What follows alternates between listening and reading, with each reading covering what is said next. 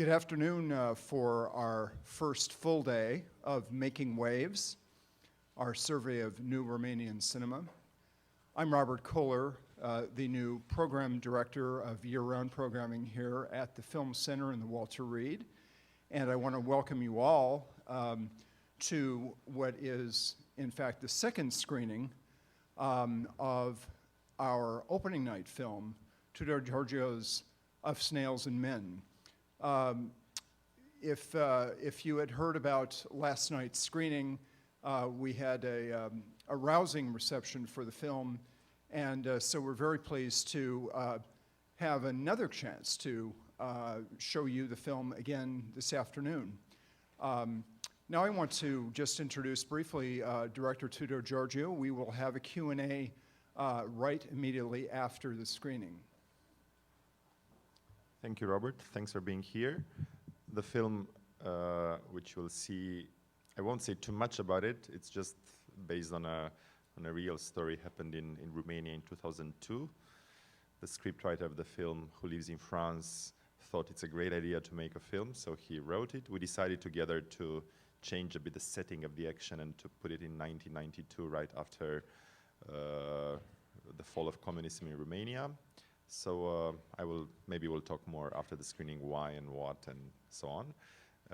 I would like just to say that the actors, the main leads, Andi, Vasluianu and Bîrlădeanu are here as well. So I'll be happy to join me as well at the Q&A. So have a great screening and see you after.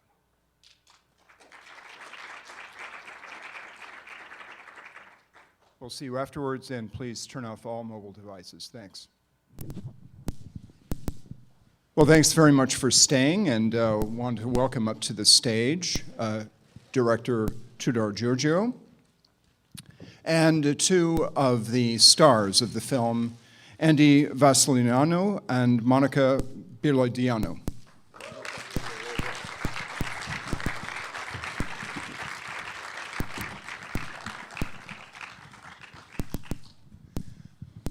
Well, Tudor, it's probably natural to first consider your interaction with the Full Monty as either an influence or as an echo in the back of your mind when conceiving of this film. And this is often the case with filmmakers, there's a prior big film or iconic film that is in the background of what is a fresh idea for film. How much of that was in the background, or did you try to tamp it down as much as possible not to play the Full Monty? I mean, it was somehow obvious after everybody was reading the script, especially people from Europe, like co-financiers and so on. They were all telling, oh, this is the Balkan Full Monty or the Romanian Full Monty. And of course, there are so many influences or similarities more or less.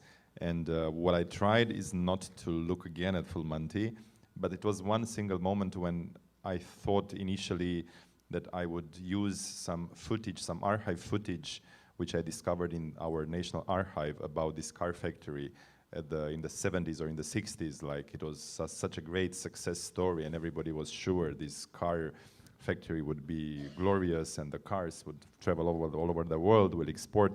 So I found this footage and I thought this would be great for the opening credits. And then I kind of remembered the opening credits of Full Monty, which they were again playing with the same type of irony, looking to a nice footage, archive footage about the destiny of this mining town from England. And it was the same, idea of glorious future, but in fact the town was in deep problems of like poverty and so on and so on. So after realizing this, I decided then to look for another way to have a context of the film, have a background, and that's how I came up to this Michael Jackson story, which for my generation was kind of like the moment of the 90s when it was, I think, the first East European country which Jackson visited. And for me, I mean, I was a young guy in Bucharest, and it was like big thing, like Messiah would come to Earth, like really, it was you would not believe it was such a big thing, and so somehow that's how I arrived there. But yeah, I think Full Monty is otherwise a great film. During the conception of the film, how much was there a sense of pulling from the headlines, the fact that this is based on actual events? And to what degree was it wildly fictionalized? There's so many clear comedic and fictional strands running through this with even larger than life characters. But nevertheless, it's grounded in actual events. And if you could describe a little bit about what the actual events were and then how you expanded out into high relief. Yeah, I mean, as said, in 2002, it really happened, this thing. Like a union leader came up with this idea, but everybody laughed, nobody believed in this. But the piece of news was kind of a crossing, all over media. Romania International, a business magazine in US, declared it by the end of the 2002 the 7th most dumbest business idea in the world. And it was big, but of course nothing happened. So the scriptwriter, Ionuț, a friend of mine, came up with this idea like, okay, but why would not be possible that 1,000 people would really go to Bucharest to save the factory? So this was the starting point of the script. He asked this question to himself, and he started to write. And since that moment, it was a lot of fiction. I mean, somehow everything is fictionalized. I think we just used some pieces of news, like TV reports, where the real union leader spoke, saying that, this is a physiological act, this is something normal, so we should not be really ashamed about it. So I try to use a piece of this in what Andi was saying during that press meeting with journalists and so on. But otherwise, everything is fiction. And it's funny that one of the major problems which we had during the promotion of the film was that we were thinking of going into the real town, where actually we didn't shoot anything because there is no more factory there. Everything is sold and destroyed. So we met also the real guy who inspired the story, which is not as charismatic as Andi is. He's totally different, and he still has this idea that we did something, a film. He did not see it yet, but he thinks that we just made fun of his idea and the story and so on and so on. But yeah, it was interesting to play a bit with this real life cases, because sometimes people look to this, especially because it's such a difficult topic to them, and it was a city built around this factory. It was a big drama for these people when they lost everything. So, when they see a fiction, a feature based on this story, I think it's very difficult to look with, as we look with the perspective, with the distance, and they are all thinking like, they watch a documentary or they watch, oh, this is the real thing, and we say, guys, it's not the real story, but it's difficult because you talk about human destinies and their tragedy.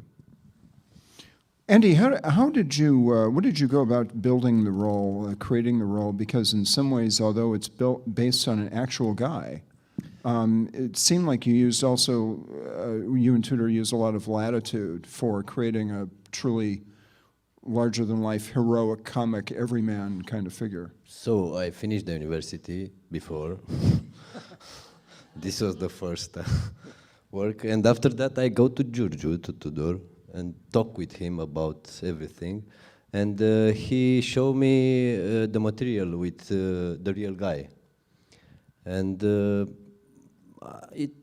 it wasn't a method acting, I don't know. I just work, I saw the script and I look in the script all. And we talk each other, and that was it, I don't know. And the imagination, a lot of imagination. And for both you and Monica, the relationships and the various relationships in the film work on multiple levels. Each character, each major character has sort of multiple relationships. You with the workers, or with lovers and et cetera. It almost has the dimensions of a novel about it, I was thinking, watching it last night. And I was wondering if both of you talked about how your roles, interacted in the larger way with all the other characters in the ensemble way it has. I loved very much about Manuela that she has a very large variety of attitudes towards the people she interacts with. I mean, obviously, she has a relationship, a clandestine affair with Andi's character, with the Giurgiu, but at the same time, it's very unusual because she's not the typical mistress that is aiming to breaking this marriage. Actually, she obviously has some feelings, and it was very touching for me to see that actually she has a form of loyalty towards his character because she tips him towards the end. But at the same time, she tried to keep kind of a safe distance between them for him also, in order to protect his family. And then she has this very dominant relationship with the mother, and then she becomes this little girl when and very flattered and flustered constantly when the French guy, whom I mean she sees as just people from a different planet, and they are coming to save her, and of course the relationship with her boss, that is again very it's a form of abuse that she allows. So that really gave her a very complex environment where she develops as a character. I love that very much about her constantly rephrasing her, just recalculating her entire life constantly. When that doesn't happen, what do I do now? I'm gonna go with that. Oh, the visa didn't come through. What do I do now? Oh, I'm gonna go with the reassessing her options constantly. Is a very dynamic woman, and that's something that I absolutely loved about her. And I'm a girl from a small town, so in Romania, and I know the small town mentality and how that works, and the pressure of having to have a job or a professional status in order to be respected if you're not already married by 30 and have a status as a wife and a mother. So it was very interesting. I loved her very much. I got so attached to her. I was writing to Tudor on Facebook 3 months later, or I don't know, 4 months later, that I just can't let her go. I just loved her so much. She's so chipped and broken and a little opportunistic, and I loved everything that is all her fault. Yeah, that beautifully describes all her contradictions and dimensions. And Tudor, we were talking out in the lobby about this universal problem issue that the directors have to solve about where to put the camera. And there are lots of choices lots of options that you have in many of these scenes. I think of the mass scene when the workers are all in their Sunday best, going on the train to the clinic and expecting their great day, and then it turns into a riot. And there's so many ways you could shoot that. And you were talking about the challenge of directing, of finding the place to put the camera, the right place. Could you talk about that? Yeah, I mean, we're just talking about this thing which is fascinating for me, and we can talk for days, and no time now to elaborate. But I think that's one of the most fascinating things. Like, you have to, especially talking about this type of cinema, it's a very narrative film. There is a lot of actions, and it's always this moments. It's not a chamber drama. It's something very fluid, and it was also, I think, there were moments where I was thinking, how should I really encapsulate the energy, the tension, the dramatic tension. And I don't know if I did my best choices, but I mean, there were some moments, and for me, there is one scene which was really, or let's say two scenes which were relevant. It's the scene where Andi was alone at the clinic, and like before donating the sperm, and we were rehearsing a lot, and it was so funny that I think the prop department, the art department, brought that damn curtain, which was, you know, not actually covering the whole, it was Andy's idea, you know, to play with this while we were rehearsing, and that scene, I think, is saying, you know, so much without, you know, moving the camera. Just, you know, you keep the camera static, and it's just him and his shyness, like he the big macho, and you know, it's facing this shyness, and that's why I wanted, you know, very deliberately that the next shot would be him facing the camera. It's, I think, the first time in the whole film where he's actually looking to the camera, because it's his, you know, he's shy, and it's all his life and future is in that little can. And then the second moment, maybe, which was, I think, for me very, very difficult in terms of decisions, was another scene which I think I loved the most in the film, the scene in the canteen with him and the boss of the factory, which I think it says a lot about, I think, what has happened in a way in Romania and what people like him or the working class experienced in the 90s. And we were like having this big dilemma. First of all, like, you know, when you have a conversation of two people standing, like sitting at a table, it's one thing. When another character is standing, it has already like a power position to the other one. So we were like, I remember we were rehearsing a lot the scene, and we were talking even about how they address one to each other. And I really loved how it ended, because I think I think we didn't want to push too much the directorial choice in terms of angles, but let the performances going. And I think there was a particular scene where both Andi and especially the manager Dorel was just great. Why especially? It's a joke. Well, let's open it to questions from the audience. Here, yes. What a magnificent film. Brings back faith in life and cinema as well. I wanted to ask you about those two French actors. One of them is very well known in French cinema. I used to see him, the other guy. How did you get them? Did you have them in mind, or was it chance? No, I'll repeat the question for those who didn't hear it.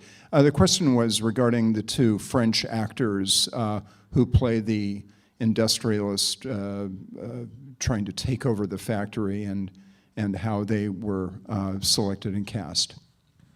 yeah, I didn't have them in mind at all.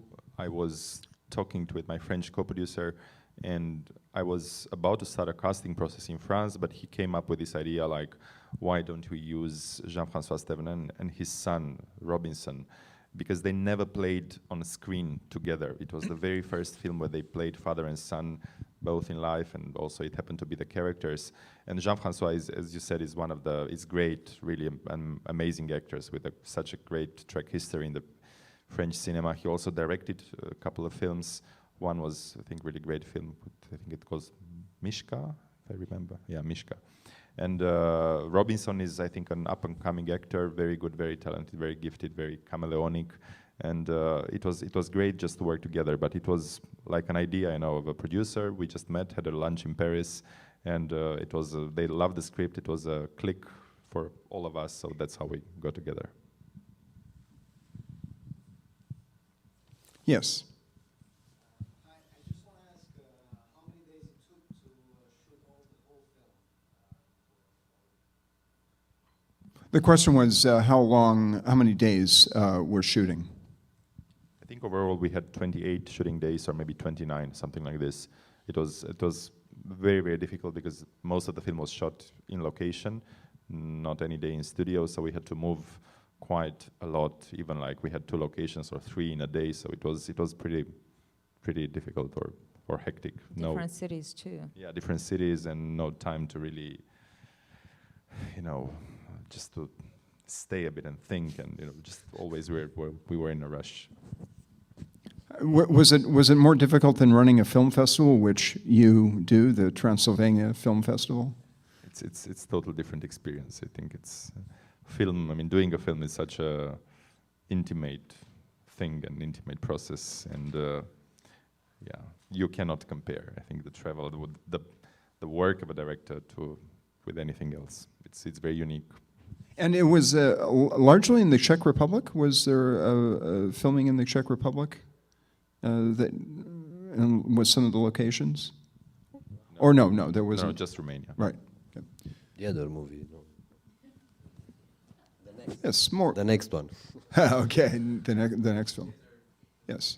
I'm just curious if you could sort of go through the rationale of why you moved to setting up the movie from 2002 to 1992 and how that sort of added to the narrative. So why 92 and not 2002? The reason was, in my opinion, very simple, because in 92 it was still, the people were very naive in the country. It was a sense of building everything. It was total chaos. It was nothing. The democracy was very fragile, and everybody was, trying things, but trying to get money from somewhere, from here, from there. But it was just chaos everywhere. And for me, it was more believable that such kind of story with 1,000 people actually believing in this big dream would happen in 1992. While in 2002, things were, 10 years later, Romanians, I think, were more practicing more the democracy. Things were more stable in the country. In 92, it was a period which I loved. I mean, we were students and we were making fun with Andi that during Michael Jackson concert, it was my first paid job in the industry. I was holding the cables for an American cameraman, so I got like $50 per day, and Andi was selling newspapers, right? Like across the street, the stadium where it was a big performance. So, it was I think the perfect climate for such a story to take place. And the people again were a combination of, they were unable to administrate and to cope with their freedom. They were naive. They were like, But nobody had no clue what this means. I mean, to have the option of choosing, it was a very throwing everybody off balance, because the future was pre-designed by the Communist Party before. So all of a sudden you have to be entrepreneurial and not knowing how. And I think, bottom line, in 92, you have a perfect excuse to have this idea, but in 2002, after the internet, is available to, it's kind of, so I think it's absolutely appropriate that this would happen then. Yes. The honor of the actual guy who had the idea in 2002. Yes. I really like the film. Would you consider doing an actual documentary about the subject? Are you interested in documentaries at all? I think it's a really interesting story that I'd love to see. I do have an interest for documentary, but I think the topic is more, appropriate for doing a kind of a TV report, investigative documentary, but especially for television. And one very good friend of mine did it already for the main commercial TV channel in Romania, and I gave him the story, saying that would be good to make an investigation and to do it parallel with the film's release in Romania, and they discovered great things. I mean, it was a great experience, great but very sad experience watching that report, because I've seen the whole disaster, actually why happened, who was guilty, and you could see that most of these big industrial factories, they were all disappearing after 1990, and they were chopped in pieces, sold for nothing, or initially they were sold for nothing, but then the people who got the factory, they were deciding to sell the iron, and they made millions. So actually they bought all these big giants for nothing, and then when they were reselling the pieces, they dismantled in pieces, they made fortunes. And it was kind of, and it was of course a business administrated and run by former people working in Securitate, in the Romania secret police, because they were the ones who had the power in the 90s. They were the people who were informed. They had all the networks. So it was kind of a general's game in 91, 92 in Romania. Yes. Congratulations to you and the cast for the wonderful film. I enjoyed it. As a Romanian, one thing that came to mind watching this film, the events that happened in the early 90s and the political climate, some of the scenes, especially when people gathered in the plaza and they went to Bucharest with the train, reminded me of the miners' strike in the 90s and how they were received in Bucharest and chaos engulfed. And then also the last imagery in front of Casa Poporului, was that a conscious decision to tie the political events as well? The answer is yes, but I think these type of feelings, and belongs to you, belongs to me, to some people who've experienced that. But I think for all the rest of the people in the world, they are just, it's not clicking to them, which for me was, I think, there was a decision, of course, to choose that particular location because they were all sitting on the grass on that park, and you see in the background this huge giant, which is like one of the biggest buildings in the world. I think it's number 2 after Pentagon. It's a huge building conceived by Ceausescu, but I didn't want to push it in the foreground. I think there were things which your observation is great, and it's some things which I really want, but I didn't want to make it too much of too present in the film, because I thought, films, if I would push more this direction, people would not understand, or the film would be, I think, too local. Yes, all the way in the back. The scene about the visa, did she want to get that, was she planning to get that visa before she knew about the factory closing? I just didn't understand. I think that's what happened, that she was denied a visa.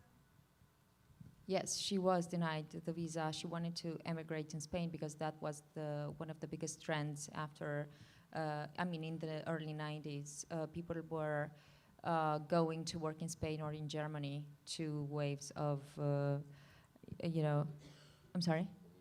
And in Italy too, yes, actually. So that was a very popular destination, let's say.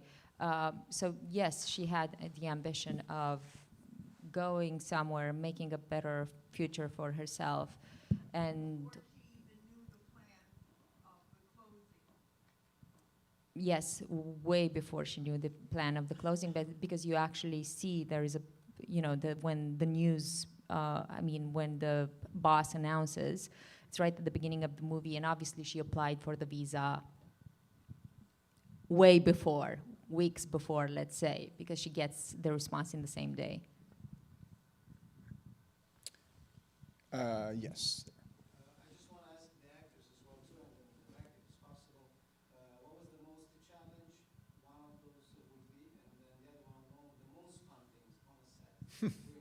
I'd love to know from all of you.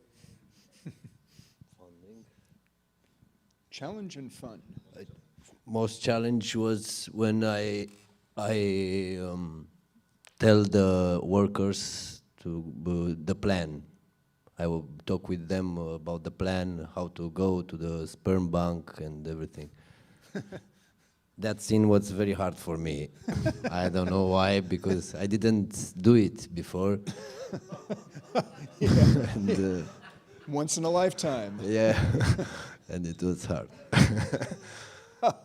Yes, and fun. I don't know.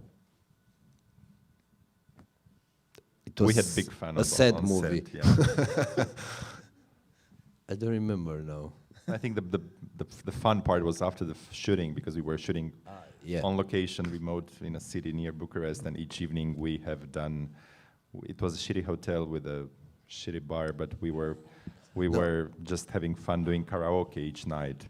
So it was really great. And also the sex scene. It was very fun. I was almost getting offended here that it was no fun with my scene. Actually, the most challenging scene for me was actually when I had to slap him.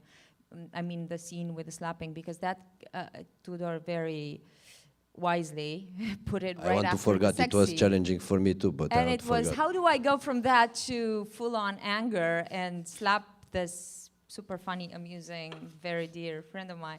It was very difficult. So actually in the break, we were not there when we were rehearsing, so we had to make up, some sort of issue between us and insulted each other a little bit so we can go in the scene with real anger. Otherwise. For you, Tudor? The whole film. No, I don't know. I think one of the most difficult scenes was the one which we shot in an apartment with, right at the beginning of the film, with the manager of the factory, the wife, the dog, and the old mama. She was an actress of 93-year-old, and we were in a tiny apartment. It was, I think, one of the hottest days in Bucharest. It was like 38 degrees in Celsius. It was horrible heat. And with the dog and with the grandmother and with it was just nightmare. And yeah. The dog was trained to answer to the name Poofy, and everybody was calling him something else. Yeah, no, it's... Nobody could actually hear what's his real name, so the dog would not respond. What other endings did you consider? I mean, at one point I was really drawn to George's character. He's a leader, he's a devoted father.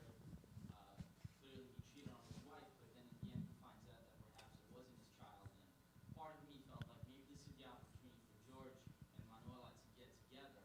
Is that a...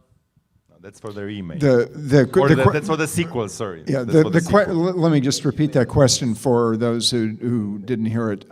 Were there other endings that were considered, particularly around his questioning whether, in fact, he was the father of the child? Yeah, so that's a possible thing for the sequel, as said, but initially the script ended with a scene between Andi and the wife.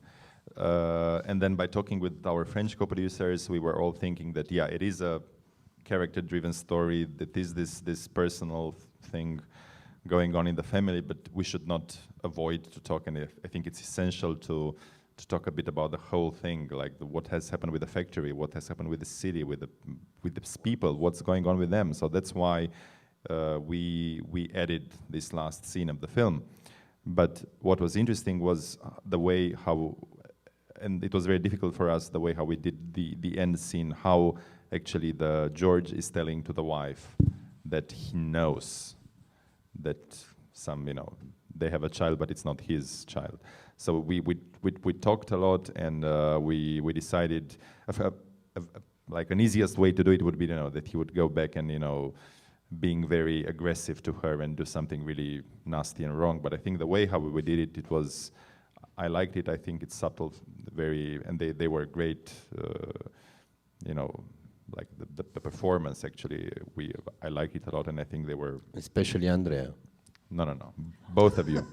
But yeah, here it was big dilemmas, like should we do more words or less words, or like, again, question of choices. We have time for one more question. Sure. Yeah. It has nothing to do with the film, but how many people do you think went back to Romania after what is happening in Spain and in the rest of the world? The question is if there's been a reversal, in essence, of workers and citizens back to Romania from countries like Spain, which have undergone their own economic downturns, in a sense. It happened the same thing with the Polish that went to work in Ireland when Ireland was at its best, as to speak. And about 200,000 people that were working in the construction business went back to Poland when things in Poland got better. A comparable situation happened in Poland, where Polish workers exited Poland to Ireland and now have been returning back to Poland with Ireland's economic downturn. I don't know too much of this thing, but I feel that it's not too much of a going back. I think people who are there work and they are happy and they have families, and I think it would be too difficult. You left once your home territory to go to another country, and then you to move back with family, with kids, which are already, let's say half Spanish, or then it's difficult.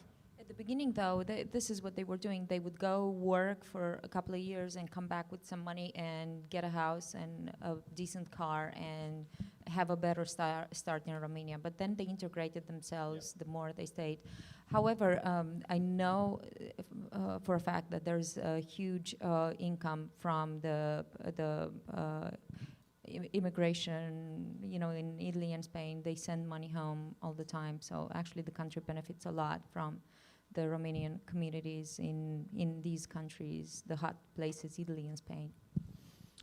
Well, Tudor, Monica, and Andy, thanks so much for so a great much. conversation. We thank you. Thanks. And thanks so much for Thank you. coming. Thank you.